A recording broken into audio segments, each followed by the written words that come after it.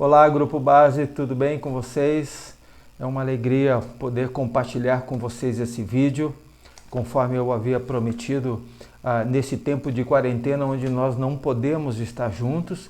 O fato é que isso não, os nossos templos físicos estão fechados, mas nós continuamos em missão no mundo. E eu queria compartilhar com vocês, depois eu vou passar por vocês esse texto escrito, onde nós começamos a conversar no nosso último encontro sobre a diferença entre igreja missionária e igreja missional.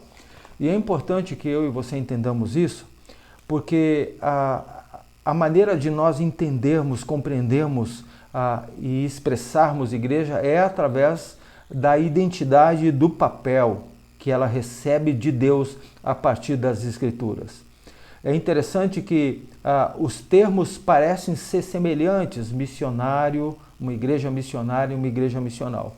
No entanto, preste atenção, a igreja missionária muitas vezes ela está preocupada com a sua expansão missionária.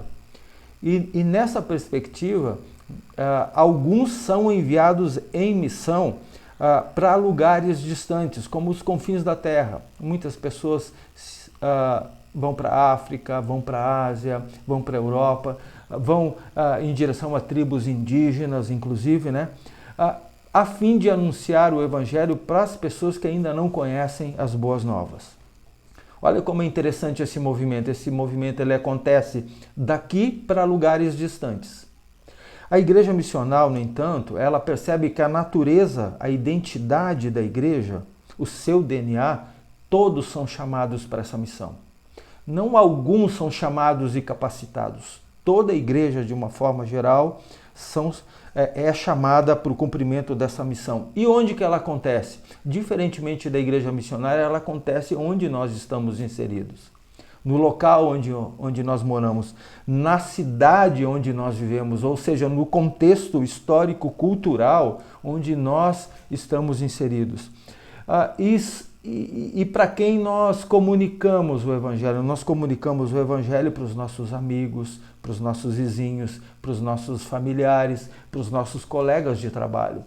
Não é para pessoas em lugares distantes. É onde nós vivemos, onde nós estamos enraizados, estamos acostumados com a cultura, com a sociedade, aonde nós trabalhamos, aonde nós vivemos. É importante que você entenda essa distinção para que a gente não ache que uma pessoa é destinada a fazer isso, por exemplo, a figura do pastor, enquanto os outros apenas assistem. Ela não é alguma coisa que se faz em lugares distantes, mas na própria cidade onde nós vivemos. E o Evangelho é compartilhado no contexto onde nós vivemos já há muito tempo, ao lado de vizinhos, convivendo com os nossos familiares, com os nossos amigos, enfim. É importante que a gente relembre uma frase de um pastor que viveu na época do nazismo na Alemanha, Dietrich Bonhoeffer. Ele disse que a igreja só é igreja quando ela existe para os de fora. Perceba bem que ele está tocando na natureza da igreja. A igreja vive para os que são de dentro? Evidentemente. Aliás, o movimento da igreja são dois. Ela edifica e, ao mesmo tempo que ela evangeliza, ela faz discípulos. Ela sai para evangelizar e fazer discípulos e ela traz essas pessoas novamente para edificá-las, para fazê-las pessoas maduras. O movimento é duplo. É quase que não é ao mesmo tempo porque nós não conseguimos, mas eles caminham alinhados para fora e para dentro, para fora e para dentro. Tem um outro autor, ou na verdade um arcebispo chamado William Temple, que ele diz o seguinte sobre a igreja. A igreja é a única sociedade corporativa no mundo que existe em benefício dos que não são seus membros. Importante a gente entender isso. A igreja existe a partir de um chamado de Deus, exatamente como Deus falou para Abraão um dia em Gênesis capítulo 12, quando ele chama e abençoa Abraão e diz: Abraão, em ti serão benditas todas as famílias da terra. É importante que a gente entenda isso, que Abraão foi abençoado, assim como nós somos, a fim de que todas as famílias da terra possam um dia chegar no novo céu e na nova terra, como diz lá no texto de Apocalipse, gente de toda tribo, língua, povo e nação, chegando, adentrando a presença de Deus porque essa igreja tem uma natureza que é comprometida em anunciar o evangelho para aqueles que são de fora. Portanto, o termo missional lembra que a igreja deve estar orientada para o mundo, permanecendo assim fiel à sua identidade, com a agenda de Deus nas mãos e participante dessa história de Deus no mundo. É importante que a gente entenda isso. A igreja não cria uma agenda, a igreja não cria um movimento.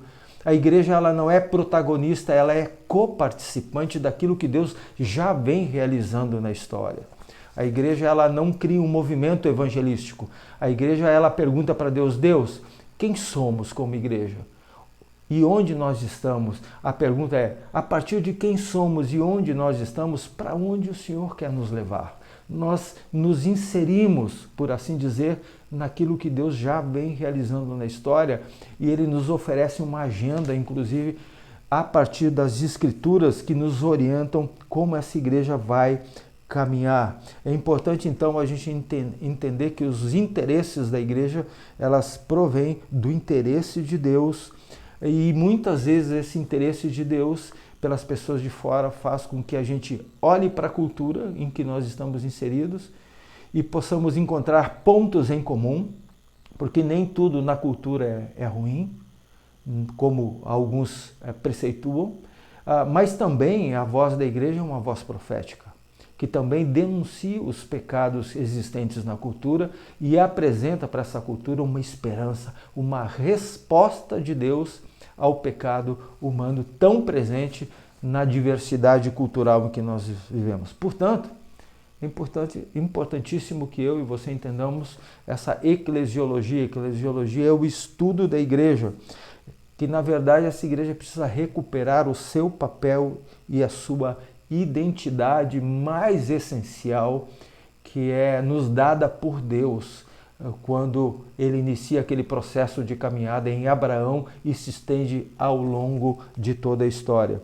Diz um outro autor assim: quando nós, a igreja, estamos confusos sobre quem somos e a quem pertencemos, podemos nos tornar qualquer coisa e qualquer um. Perceba bem, a igreja ela tem um DNA. Esse DNA vem de Deus, da própria Escritura que nos orienta quem nós somos e a quem pertencemos. Quando nós não temos essa segurança na nossa identidade, no nosso DNA, a igreja tem a tendência de buscar a sua identidade fora das Escrituras, fora da voz de Deus, fora da orientação de Deus. É interessante que os movimentos históricos, de uma certa forma, explicam isso.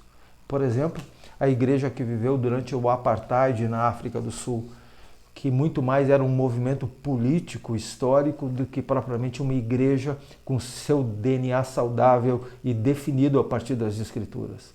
Você tem outros movimentos aí, em Ruanda isso aconteceu, a mesma coisa, quando um movimento tribal, em nome de Deus, se estabelece e algumas coisas confusas acontecem na vida da igreja, porque a igreja foi buscar sua identidade fora da palavra de Deus. E aí nós temos outros movimentos, como Constantino, lá no século IV da Era de Cristo, de repente, da noite para o dia, diz que a igreja era uma igreja cristã. Foi um imperador romano, e de repente ele estabelece um decreto de que cristianizando todo o mundo romano, e que a partir daquele momento a religião oficial era o cristianismo. Percebe bem como nós vamos perdendo forças a partir daí, como nós vamos perdendo a nossa identidade, porque essa identidade ela está atrelada a um poder político e econômico. E quando o poder político e econômico se unem ao poder religioso de então, a igreja ela começa a perceber que ela tem dificuldades de propor alguma coisa que seja diferente do que aquilo que a religião oficial vem vivendo. Então a igreja ela se acomoda, ela perde a sua perspectiva, a sua força missional, e as pessoas passam a viver baseados numa mera religiosidade. Já não há necessidade de arrependimento, já não há necessidade de conversão, já não há necessidade de conversar com Deus e propor: Deus, do jeito que nós estamos vivendo está correto?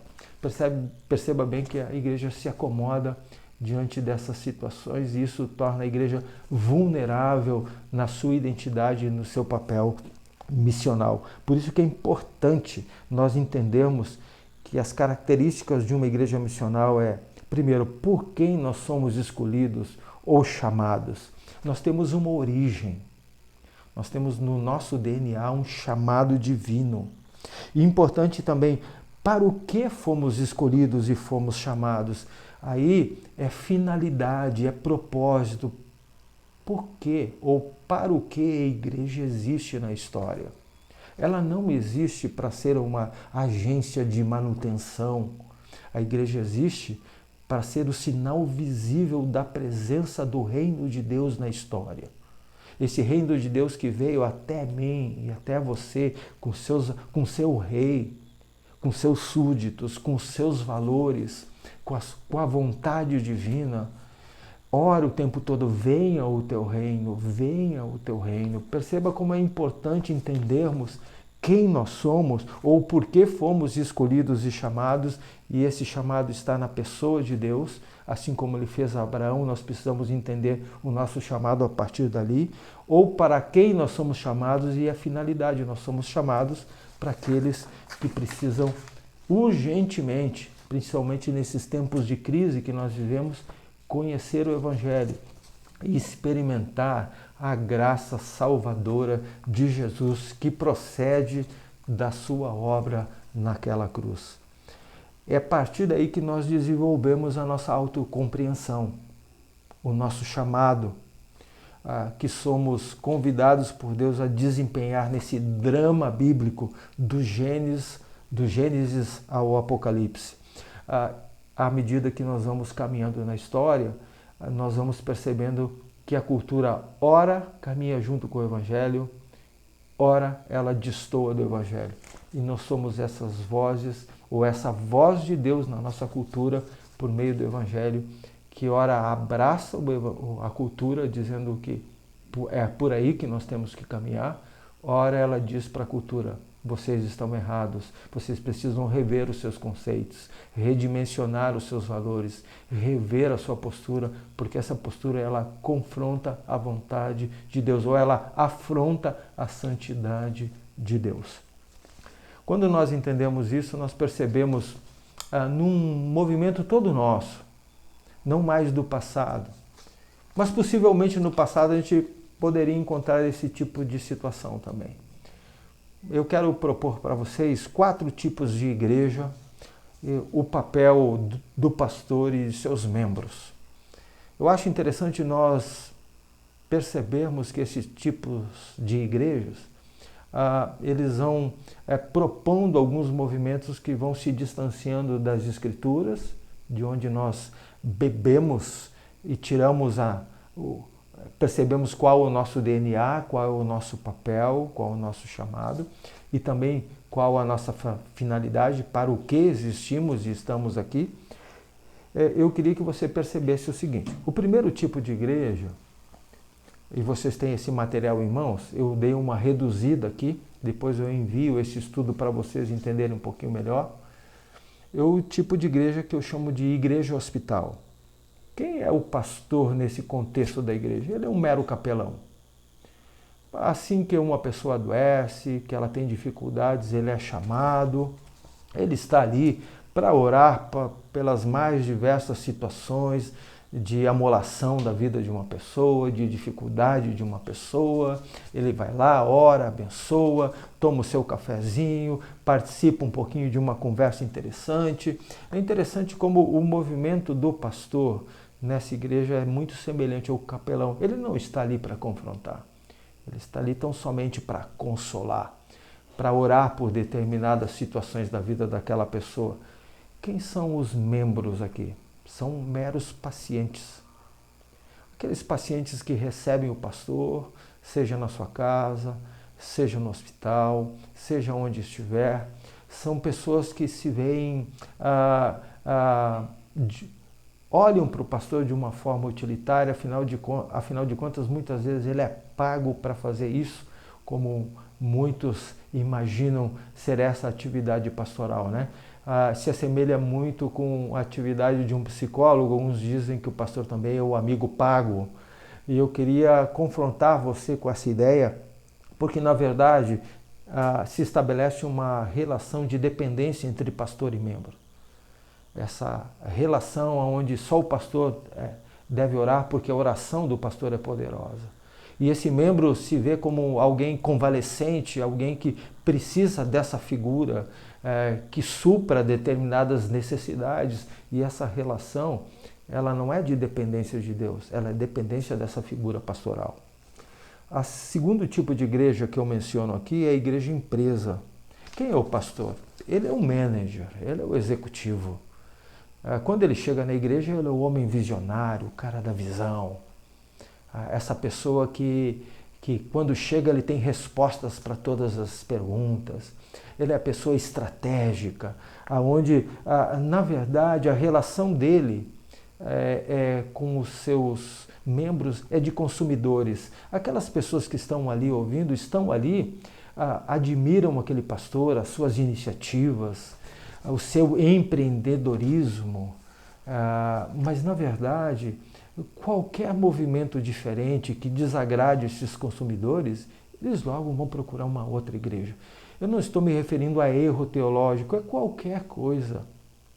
Porque consumidores não estão ali para serem fiéis a Deus, eles estão ali para consumir os serviços daquela igreja. A igreja parece um balcão de serviços onde você chega no estilo McDonald's, hoje eu quero o número 1, hoje eu quero o número 2, hoje eu quero o número 3. E os membros de uma igreja assim se tornam meros consumidores.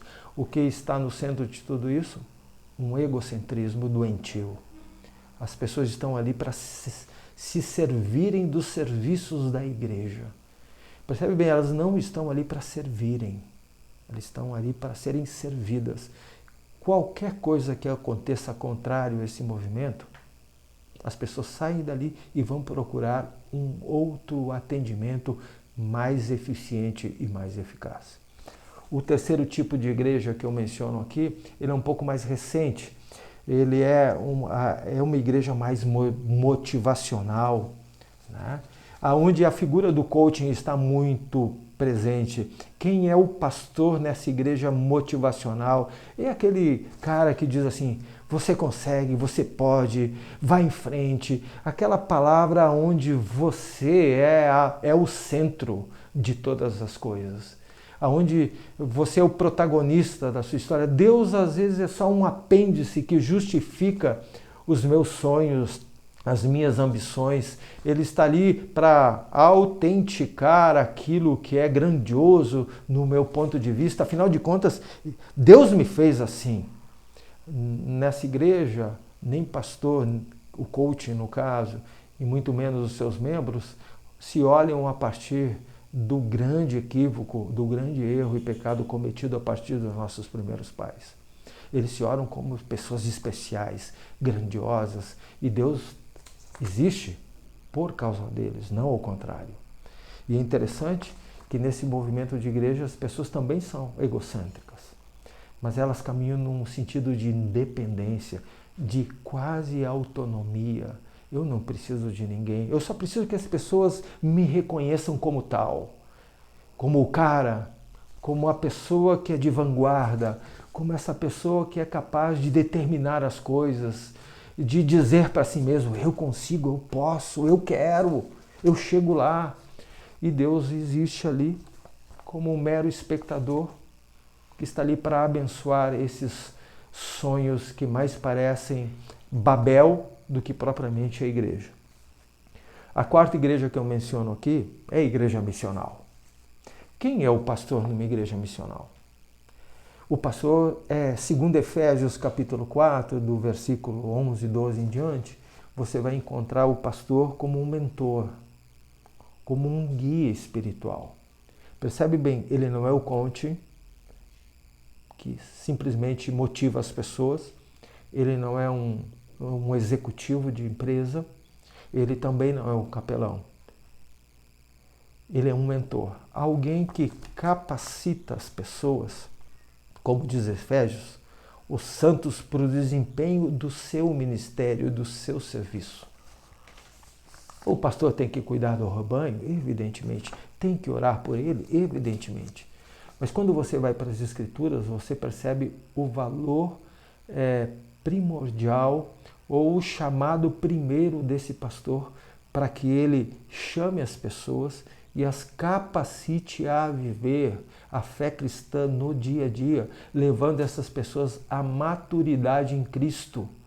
Mas é interessante, pastor e membros fazem o desempenho do seu serviço e edificam o corpo todos juntos, não é um em nome de todos, mas todos ao mesmo tempo edificam essa igreja para que ela se torne madura. E percebe bem, se maturidade é o sinal, a evidência de uma igreja missional, o serviço e a missão são condições imprescindíveis para que essa igreja se estabeleça na história. 4 tipos de igrejas para você pensar. O problema central é quando a história bíblica e a natureza da igreja são esquecidas. Então essas atividades serão moldadas por uma história diferente e elas vão perder o referencial autêntico por meio da qual ela foi criada. Eu queria encerrar aqui deixando para vocês 5 pontos de referência em que nós podemos nos guiar ou orientar em busca de uma eclesiologia, que é o estudo da igreja, uma eclesiologia bíblica. Primeira coisa importante que você tem que prestar atenção aí. O Evangelho exige de seus ouvintes que o aceite como a única história verdadeira do nosso mundo. Evento singular na história para o qual o restante se volta. Tem um missiólogo que diz assim, em Jesus é revelado o significado completo da história. Ou seja, o Evangelho, ele existe, a história bíblica existe e é nela que nós pautamos a nossa vida, não são as histórias seculares. O que confere autenticidade para a nossa vida é nós voltarmos para esse Evangelho, no qual o centro é a pessoa de Jesus, que divide a história antes e depois dele, e no qual a história encontra o seu cumprimento, a sua redenção, até o dia em que ele volte. Segunda coisa importante, o segundo ponto de referência do Evangelho, é o tema central dessa história, que na verdade é o propósito e a atividade de Deus de renovar toda a criação e a vida humana como um todo. Deus não está apenas redimindo pessoas, Deus está redimindo toda a sua criação. E essa é a nossa missão. A nossa missão não é compartilhar apenas o Evangelho com as pessoas, é olhar para a cultura, para a sociedade, para a história, para a ecologia, para a economia, enfim, para as dimensões múltiplas que nós vivemos e apontar que Deus está recuperando, renovando e restaurando toda a sua criação, bem como a humanidade que foi devastada pelo pecado. Terceiro ponto de referência é a vinda do reino de Deus. O que é exatamente esse reino de Deus que Jesus declara estar irrompendo na história de Deus quando ele mesmo chega? Quando ele diz que o reino de Deus já está entre nós ou já está em nós. E esse reino de Deus nós devemos entender, especialmente nesse tempo de quarentena, que é o poder de Deus em ação através do Messias e do Espírito Santo restaurando todas as coisas e toda a vida da humanidade que fora contaminado pelo pecado e que foi devastada por esse pecado. A identidade da igreja é definida por esse evangelho, o evangelho do reino de Jesus Cristo. O quarto ponto de referência que Deus realiza é que Deus realiza os seus propósitos redentores nessa história escolhendo um povo. Isso é importante para a gente. Esse povo é escolhido para tornar conhecida a todos a direção que a história está tomando. Perceba que Jesus não escreve um livro para transmitir as boas novas às gerações seguintes. Ele está dizendo que ele escolhe um povo, como escolheu no passado e como ele nos escolheu aqui, para nós trabalharmos juntos, nos preparando e sendo comissionados para tornar uma comunidade cujo objetivo é olhar para toda a história do universo. E esse trabalho de ajuntar é crucial para a missão do reino de Deus, e ele inicia o seu primeiro movimento. Quando Jesus inicia o seu primeiro movimento na história, ele diz assim para a igreja: assim como o Pai me enviou, também eu vos envio. A quinta e última referência, então, do Evangelho revela que essa comunidade escolhida e enviada por Jesus é tanto o início de algo novo como a continuação de algo mais antigo. Por um lado, algo novo está acontecendo. A morte e ressurreição de Jesus constitui o ponto de partida de toda a história. Por outro lado, essa comunidade é a continuação e renovação de um povo que já existe há milhares de anos. E Jesus irrompe no meio dessa história, em que nós olhamos para o presente, em que nós olhamos para o passado. E olhando para o presente e para o passado, nós encontramos significado para continuarmos olhando para frente, como um povo em missão de Deus no mundo. Queria deixar esse vídeo para vocês. Nós voltaremos a conversar sobre essa natureza e DNA da igreja, que é importantíssima para que a gente possa beber dessa identidade a partir das Escrituras e não da cultura em que nós estamos inseridos. Obrigado, gente. Um abraço em todos. Estou com saudades de vocês. Assim que esse tempo de quarentena terminar, nós vamos nos encontrar para continuar refletindo nesse mistério que é a igreja, como disse Jesus, que existe para os propósitos dele e para a glória dele, e para a finalidade principal, que é para os de fora. Deus abençoe a todos.